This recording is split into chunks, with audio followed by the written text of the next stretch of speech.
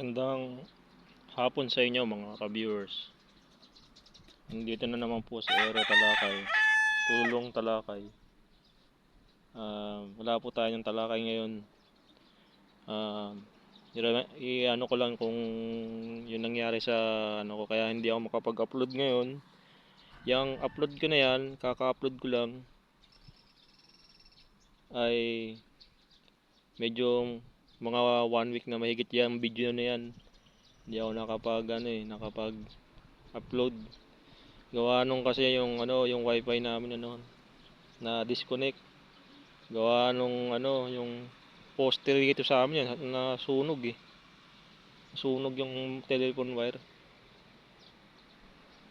Grabe, nagka-sunog-sunog lahat ng mga PLDT, Globe na nawala ng connection dito sa lugar namin, kaya hindi ako kung data naman din, ang bagal ng data rito sa amin.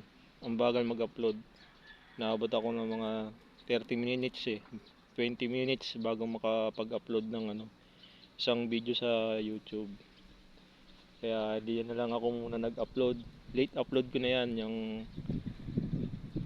talakay sa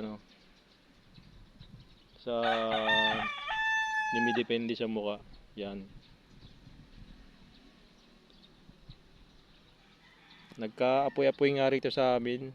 Ewan ko ba bakit nagkaganon. Tapos pumutok pa yung kuryente. Naputol yung kuryente.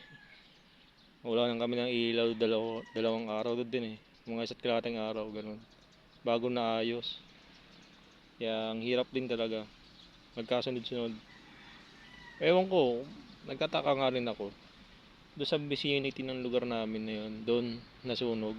Doon din pumutok yung kuryente. Tapos sa may kabilang street noon, katapat lang din yun ng kabilang street na naputol ang kuryente na sumabog. Nagkaapoy din, nagkakaroon ng spark. Parang nagkaroon ng parang may malakas na enerhiya ron enerhiya na parang nagpuputukan lahat yung mga kuryente, sunog, telephone wire, mga ganun. Kaya ang hirap eh. Paano hanggang dito na lang mga ka-viewers. Kung may makikinig man sa akin, salamat po. At God bless din po sa inyo sa pakikinig po sa akin. Hanggang dito na lang po.